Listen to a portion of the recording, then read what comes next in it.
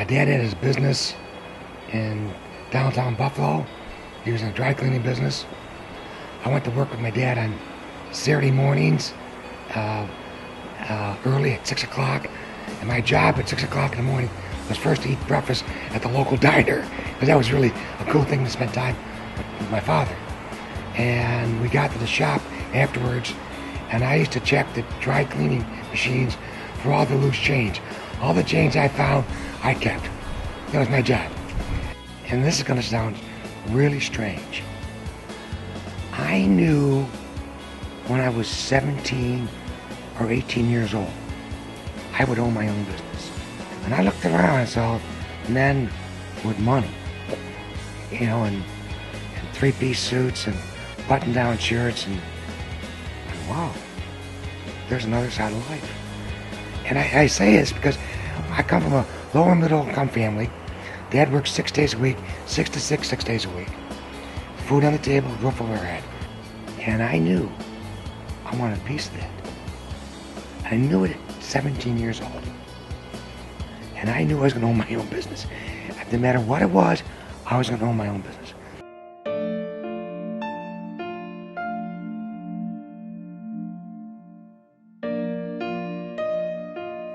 I was a sophomore in high school when this happened. I was in hospital for, I guess, 30 to 60 days after surgery. I went to the doctors once a week to be checked up for 3 years. I thought it happened playing football. I got whacked and my neck swelled up. I just thought it was a swollen gland. They took a biopsy of it, and sure enough, it was cancer. The doctor who my uncle sent me to, his wife died of what I had. And I was scheduled for surgery 7 days later.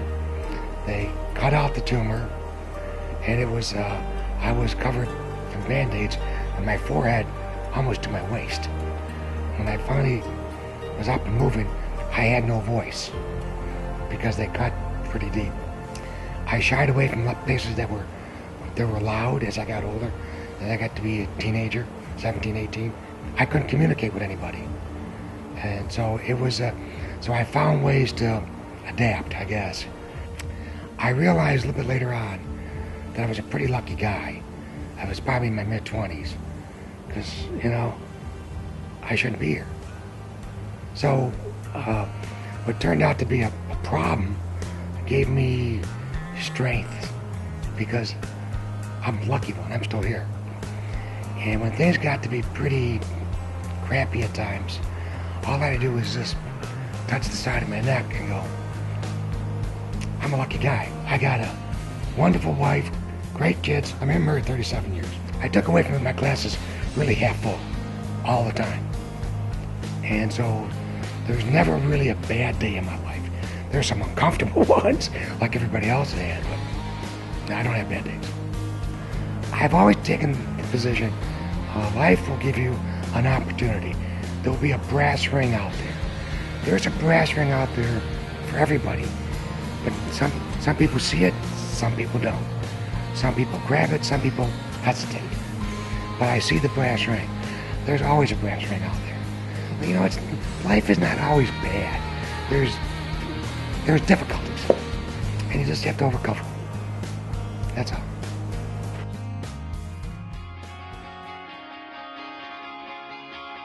So I bought this inventory, I bought this business. That was in November 13th, 1992, and we went to work.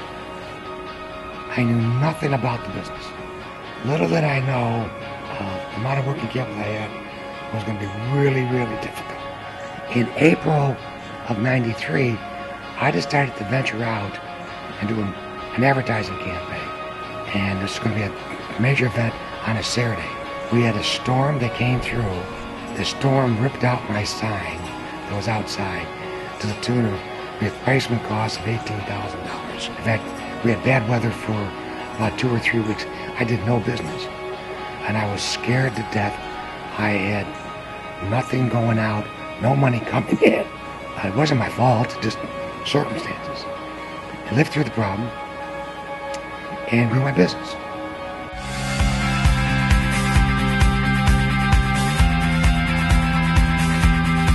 When I first got into this, I figured 5 years and I'll be gone. Just because of the nature of how I am. The fun factor takes over. Motorcycling is fun. The business is fun. I've had more people saying, I wish I can do what I'm doing. My answer is pretty simple. You just need to go out there and do it. You meet nice people. This is unlike selling a car or a refrigerator. People need those. They don't need a motorcycle. They don't need an ATV. They certainly don't need a watercraft. All those things are fun things for people to do.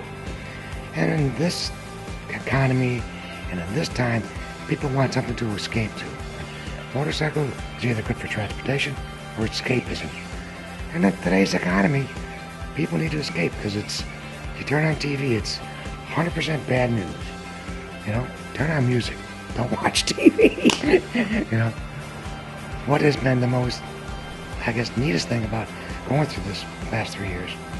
I've had customers come in who I haven't seen in a while, and they've walked in and said, we're glad to see you're still in business. I went, wow, you know, I guess I did some things right. And that really is about the best takeaway I've gotten from this whole deal. It is, it keeps me inspired to know that we're doing some right things.